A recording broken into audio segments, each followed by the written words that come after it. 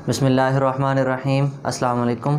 आज हमारा second lecture है 10th क्लास बायोलॉजी का, that is gaseous exchange in plants. तो हमने सबसे पहले फ़र्स्ट लेक्चर में हमने गैशियस एक्सचेंज डिस्कस की, हमने सेलुलर रेस्पिरेशन की डिफ़ाइन देखी, हमने ब्रीदिंग की डिफ़ाइन देखी। ठीक है, तो आज हम देखते हैं कि गैशियस एक्सचेंज इन प्लांट्स में किन किन तरीक़ों से जो है वो गैसों का तबादला होता है। ठीक है, फ़र्स्ट ऑफ़ ऑल पहली बात तो ये है कि हम ये देखें कि पौधों को गैसों के तबादले की ज़रूरत क्यों पेश आती है।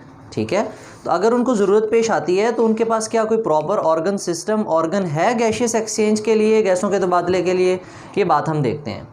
अच्छा, हम कहते हैं कि जो यूनिसेलुलर ऑर्गेनिज्म होते हैं जिनकी बॉडी सिर्फ सिंगल सेल से बनी हो, या फिर सिंपल मल्टी सेलुलर, ऐसे जानदार जिनकी बॉडी ज़्यादा सेल से तो बनी हुई हो लेकिन वो सिंपल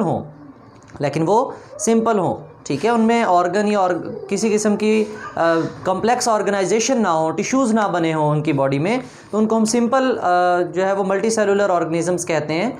तो हमारे पास जो यूनिसेलुलर ऑर्गेनिज्म है और सिंपल मल्टी सेलुलर ऑर्गेनिज्म है, उनके अंदर कोई ऑर्गन या ऑर्गन सिस्टम नहीं होता और उनको गैसों के तबादले की ज़रूरत भी नहीं होती, because there every cell is responsible for their own gaseous exchange. उनकी बॉडी का हर सेल अपने गैसों का तबादला खुद करता है। ठीक है, पूरे ऑर्गेनिज्म को गैसों के तबादले की ज़रूरत नहीं होती, उनकी बॉडी का हर सेल जो है वो अपनी रिस्पॉन्सिबिलिटी, अपना काम खुद करता है। ठीक है, लेकिन जब हम बात करते हैं कॉम्प्लेक्स मल्टी सेलुलर ऑर्गेनिजम्स की, जैसा कि हमारे पास प्लांट्स हैं या एनिमल्स हैं, तो इनके अंदर प्रॉपर ऑर्गन या ऑर्गन सिस्टम की ज़रूरत है जिसके ज़रिए हम गैसों का तबादला करें, क्योंकि इनकी बॉडी का हर सेल डायरेक्ट कांटेक्ट में नहीं है एटमॉस्फेयर के साथ। ठीक है, इसलिए प्लांट्स में और एनिमल्स में जो कॉम्प्लेक्स मल्टी सेलुलर हैं उनमें गैसों का तबादला जो है वो किसी ऑर्गन या ऑर्गन सिस्टम के थ्रू पॉसिबल है। ठीक है, क्योंकि प्लांट्स में भी हम बात करें तो हर सेल अपने गैसों का तबादला खुद नहीं करवा सकता। ठीक है, क्योंकि जो डीप लेयर के सेल्स हैं, अगर वो गैशियस एक्सचेंज करवाने की कोशिश करें तो डिफ्यूजन के ज़रिए जब वो गैसों का तबादला होगा तो काफ़ी it takes a lot of time, काफ़ी ज़्यादा वक्त लग जाएगा कि उस गैस को जो है वो आउटर एटमॉस्फेयर में आते और बाहर से जो है वो फ्रेश एयर अंदर एंटर होते हुए। ठीक है, तो हम देखते हैं कि प्लांट्स में किन किन तरीक़ों से गैशियस एक्सचेंज होती है। ठीक है, अब हमसे यंग स्टेम है, वुडी स्टेम है और मैच्योर रूट्स हैं। ये हैं प्लांट के पार्ट्स।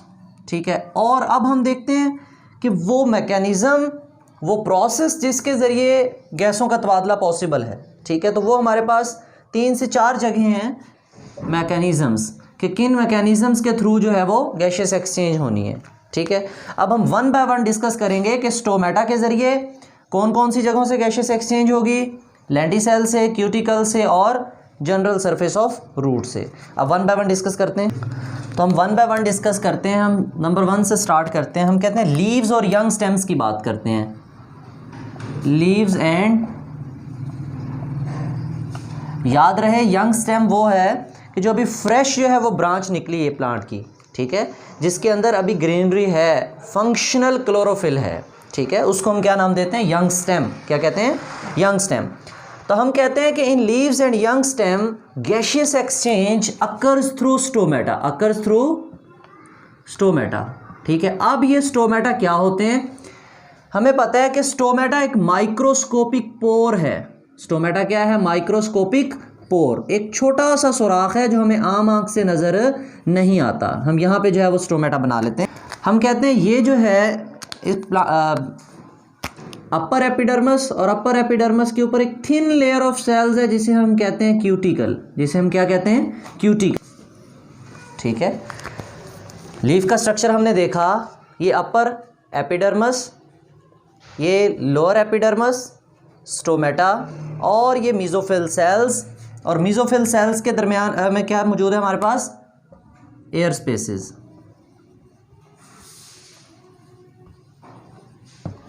ठीक है, तो हमने कहा कि जो लीव्स और यंग स्टेम हैं उनकी जो गैशियस एक्सचेंज है वो कहाँ से होती है? स्टोमेटा से। कहाँ से होती है? स्टोमेटा से। अब हम देखेंगे कि जो प्लांट है उसको 2 हालतों का सामना करना पड़ता है। Plants body faces 2 situations. एक हमारे पास डे टाइम की कहानी है और एक हमारे पास नाइट टाइम की कहानी है। ठीक है। अब जो हमारे पास पहली है डे टाइम वाली, मतलब दिन के वक्त पौधा कौन सी गैस जो है वो इनटेक करता है और कौन सी गैस जो है वो एक्सहेल करता है या बाहर निकालता है। तो उसमें हमारे पास हम कहते हैं कि डे टाइम में हमारे पास दो प्रोसेस चल रहे होते हैं प्लांट बॉडी में। एक तो फोटोसिंथेसिस चल रही है और दूसरा हमारे पास रेस्पिरेशन का फिनोमेना चल रहा है, ठीक है। अब दोनों जो प्रोसेस हैं वो साइड बाय साइड चल रहे हैं, इकट्ठे चल रहे हैं, फोटोसिंथेसिस भी और रेस्पिरेशन भी। अब हम ज़रा ये देखते हैं कि फोटोसिंथेसिस में हमें कौन सी गैस की ज़रूरत है और कौन सी गैस फोटोसिंथेसिस के प्रोसेस में बनेगी, और बनेगी तो क्या वो सरप्लस होगी, फालतू होगी, या वो पौधा खुद यूज़ करेगा। अगर फालतू होगी तो वो कहाँ पे हम निकालेंगे। इसी तरह कौन सी गैस जो है वो प्लांट जो है वो एक्सक्रीट आउट करेगा, तो किस सिचुएशन में वो गैस फालतू होगी वो देखते हैं हमने कहा तो हमारे पास डे टाइम में जो कंडीशन है उसमें हम कहते हैं कि हमारे पास फोटोसिंथेसिस भी हो रही है और रेस्पिरेशन भी हो रही है। अब हम कहते हैं कि फोटोसिंथेसिस के लिए हमें कौन सी गैस रिक्वायर है। प्लांट जो है वो कार्बन डाइऑक्साइड इंटेक करते हैं, ठीक है। जब ये एयर को इंटेक करते हैं तो साथ में वहाँ से डिफ्यूजन के ज़रिए जो है वो कार्बन डाइऑक्साइड मीज़ोफिल सेल्स में एब्जॉर्ब हो जाती है। अब मीज़ोफिल सेल्स में क्यों एब्जॉर्ब होती है, क्योंकि मीज़ोफिल सेल्स के अंदर कौन सा प्रोसेस होता है, फोटोसिंथेसिस का। फिर हम कहते हैं जब फोटोसिंथेसिस कंप्लीट होती है हमारे पास ग्लूकोज बनता है, साथ में ऑक्सीजन बनती है। क्या बनती है, ऑक्सीजन। अब ये जो ऑक्सीजन है ये प्लांट ने खुद यूज़ करनी है, प्लांट ने खुद यूज़ करनी है। कौन से प्रोसेस में यूज़ करनी है, रेस्पिरेशन में, ठीक है। दिन के वक्त फोटोसिंथेसिस भी हो रही है और रेस्पिरेशन भी हो रही है, तो ये ऑक्सीजन तो प्लांट ने खुद यूज़ कर ली रेस्पिरेशन में, ग्लूकोज की ब्रेकडाउन के लिए, एनर्जी की प्रोडक्शन के लिए, उसने खुद भी तो ग्रोथ करनी है अपनी। लेकिन अब यहाँ पे जो सरप्लस ऑक्सीजन है, जो फालतू ऑक्सीजन है, ठीक है, उसको पौधे ने बाहर निकालना है, वो उसके लिए एक्स्ट्रा गैस है, वेस्ट मटेरियल है, ठीक है। तो ये जो सरप्लस ऑक्सीजन होगी उसको डे टाइम वो क्या कर देगा, एक्सक्रीट आउट कर देगा। किसके जरिए, with the help of stomata, ठीक है। लेकिन इसी तरह जब हम रात की बात करें, ड्यूरिंग नाइट टाइम बात करें, बल्कि डे टाइम में भी देखें कि रेस्पिरेशन का जो बाई प्रोडक्ट बनेगा that is carbon dioxide, that is carbon dioxide. तो ये कार्बन डाइऑक्साइड दिन के वक्त प्लांट में एक्स्ट्रा नहीं है, क्योंकि ये जो कार्बन डाइऑक्साइड बनेगी रेस्पिरेशन में ये दोबारा यूज़ हो जाएगी किसमें, फोटोसिंथेसिस में। और दिन के वक्त फोटोसिंथेसिस का प्रोसेस स्पीडीली होता है, ठीक है, तेज़ी से हो रहा होता है, इसलिए पौधे को जो उसकी बॉडी में खुद की कार्बन डाइऑक्साइड बन रही है वो कम पड़ जाती है, तो लिहाजा उसको एक्स्ट्रा कार्बन डाइऑक्साइड एटमॉस्फेयर से एब्जॉर्ब करनी पड़ती है, ठीक है। तो कंक्लूजन हमने ये निकाला कि दिन के वक्त ड्यूरिंग डे टाइम प्लांट जो है वो कार्बन डाइऑक्साइड गैस को इंटेक करेंगे और ऑक्सीजन गैस को एक्सक्रीट आउट करेंगे। अगर हम नाइट टाइम की कहानी देखें तो बिल्कुल ये प्रोसेस उलट है। हम कहते हैं ड्यूरिंग नाइट में क्या होता है कि हमारे पास फोटोसिंथेसिस का प्रोसेस नहीं हो रहा, फोटोसिंथेसिस का प्रोसेस नहीं हो रहा, respiration takes place all the time, दिन हो रात हो रेस्पिरेशन तो होगी। अच्छा, तो फिर रेस्पिरेशन में कौन सी गैस चाहिए हमें, ऑक्सीजन, क्योंकि दिन के वक्त फोटोसिंथेसिस नहीं हो रही तो फोटोसिंथेसिस के नतीजे में ऑक्सीजन भी नहीं बन रही। तो अब ऑक्सीजन पौधा कहाँ से लेगा, अब पौधा डायरेक्टली ऑक्सीजन जो है वो एटमॉस्फेयर से एब्जॉर्ब करेगा, ठीक है, with the help of stomata, with the help of lenticels, with the help of cuticle. अच्छा, जब ये ऑक्सीजन अंदर जाएगी तो रेस्पिरेशन होगी, रेस्पिरेशन के नतीजे में दोबारा क्या बनेगी, वही कार्बन डाइऑक्साइड। क्या बनेगी, कार्बन डाइऑक्साइड। अब रात के वक्त पौधे में जो कार्बन डाइऑक्साइड बन रही है क्या वो कहीं इस्तेमाल होगी, नहीं इस्तेमाल होगी। क्यों नहीं इस्तेमाल होगी, क्योंकि रात के वक्त फोटोसिंथेसिस नहीं हो रही।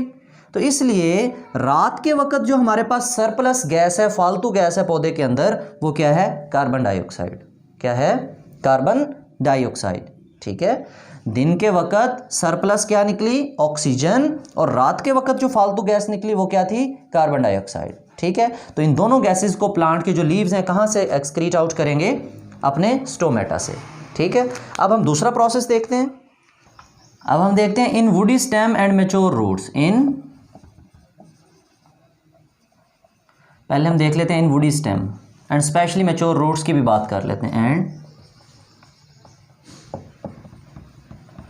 मतलब जो तना थोड़ा सा पुराना हो गया, जिसके ऊपर फ्रेश क्लोरोफिल के मॉलिक्यूल्स मौजूद नहीं हैं, अब वो डेड हो चुके हैं, वहाँ पे क्लोरोप्लास्ट फंक्शनल नहीं है, तो उसको हम नाम दे देते हैं वुडी स्टेम में। ठीक है, अब वुडी स्टेम के ऊपर क्या होता है, जो अगर हम कोई पुराना दरख्त का तना देखें ना, तो उसके ऊपर हमें उसकी जो बार्क होती है, जो छाल होती है, उसके ऊपर इस तरह के छोटे छोटे निशान नज़र आ रहे होते हैं।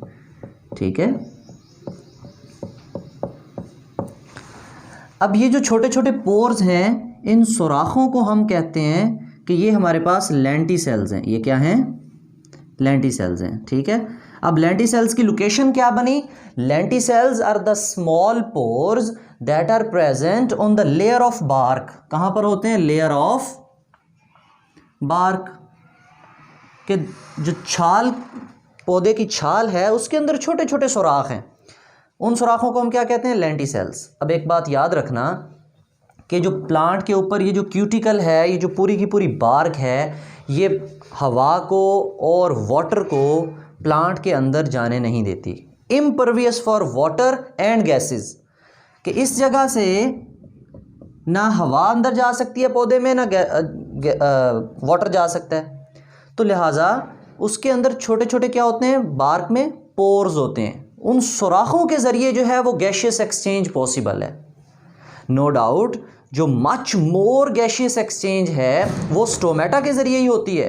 हम कहते हैं ऑलमोस्ट 90% तक जो है वो गैशियस एक्सचेंज किसके ज़रिए होनी है? स्टोमेटा के ज़रिए। लेकिन वुडी स्टेम और मैच्योर रूट्स में किसका रोल भी है? लेंटिसेल्स का। लेंटिसेल्स की हमने डिफाइन देखी, lenticels are the small pores that are present in the layer of bark. Clear? तो इन लेंटिसेल्स के ज़रिए जो वुडी स्टेम और मैच्योर रूट्स हैं, उनमें गैशियस एक्सचेंज होती है। ठीक है, अब हम रूट्स की अलग से बात करें तो हम कहते हैं कि कुछ मैच्योर रूट्स का मतलब एक स्पीशियस रूट होती है, एक स्पीशियस मेन रूट होती है और एक एडवेंटिशियस रूट्स होती हैं। तो मेन रूट जो है जब ओल्ड हो जाती है तो उसके ऊपर भी लेंटिसेल्स की तरह, जैसे लेंटिसेल्स होते हैं स्टेम के ऊपर, तो उस मेन रूट के ऊपर भी लेंटिसेल्स जो हैं वो बन जाते हैं, वहाँ से गैशियस एक्सचेंज होती है। लेकिन जो एडवेंटिशियस, जो बारीक बारीक रूट्स होती हैं, उनकी गैशियस एक्सचेंज उनकी जनरल सरफेस से भी हो जाती है, उनकी जनरल सरफेस से। ठीक है, उनके ऊपर जो उनकी बार्क है वहाँ से गैशियस एक्सचेंज पॉसिबल है। कहाँ पर होगी? जो इर्द गिर्द सॉइल के पार्टिकल हैं, जो इर्द गिर्द सॉइल के पार्टिकल्स हैं, मट्टी के पार्टिकल्स हैं, तो वहाँ पे हमारे पास गैसों का तबादला मुमकिन है। कहाँ पर? इन रूट्स। कहाँ से होगी? जनरल सरफेस से। कहाँ से होगी? जनरल सरफेस से। ठीक है, अब हम कहते हैं कि कुछ पौधे ऐसे होते हैं जो इक्वेटिक प्लांट्स हैं, पानी में होते हैं। ठीक है, तो वो पौधे अपनी गैसों का तबादला कैसे करते हैं? क्योंकि वो डायरेक्ट हवा के साथ तो वो इन टच है नहीं। तो अब हम कहते हैं कि जो इक्वेटिक प्लांट्स हैं वो वाटर गैशियस एक्सचेंज करते हैं और उन गैसों से तबादला करते हैं जो पानी में डिज़ोल्व है। ठीक है, अगर उन्हें ऑक्सीजन चाहिए तो पानी में मौजूद जो डिज़ोल्व ऑक्सीजन है उसको वो एब्जॉर्ब करेंगे, और अगर उन्हें कार्बन डाइऑक्साइड चाहिए तो वो भी वहीं से एब्जॉर्ब करेंगे। अगर उन्होंने रिलीज़ करनी है तो वो किसके साथ ही करेंगे? वाटर के साथ। तो लास्ट पॉइंट हमारा ये बनेगा कि जो इक्वेटिक प्लांट्स हैं, ठीक है, वो गैशियस एक्सचेंज कहाँ पर करेंगे? कौन सी गैसेस के साथ अपना जो है वो तबादला करेंगे? दैट इज डिजॉल्व्ड गैसेस, या डिजॉल्व ऑक्सीजन इन वाटर। ठीक है, dissolve oxygen in water. Clear? तो हमने 4 टाइप के मैकेनिज्म देखे। हमने कहा स्टोमेटा के ज़रिए, लेंटिसेल्स के ज़रिए और क्यूटिकल के ज़रिए। क्यूटिकल जब मैंने आपको लीफ का स्ट्रक्चर पढ़ाया तो उसके ऊपर सिंगल लेयर ऑफ सेल बनाई मैंने। हम कहते हैं क्यूटिकल एक सिंगल लेयर ऑफ सेल है जो लीफ एपिडर्मस के ऊपर होती है, लीफ की एपिडर्मस के ऊपर होती है, और उससे भी थोड़ी बहुत गैशियस एक्सचेंज हो सकती है। ठीक है, और फिर हमने देखा general surface of the root, और फिर हमने बात की इक्वेटिक प्लांट्स की। तो if you have any question you are welcome to ask in comment section. Thank you. अल्लाह हाफिज़।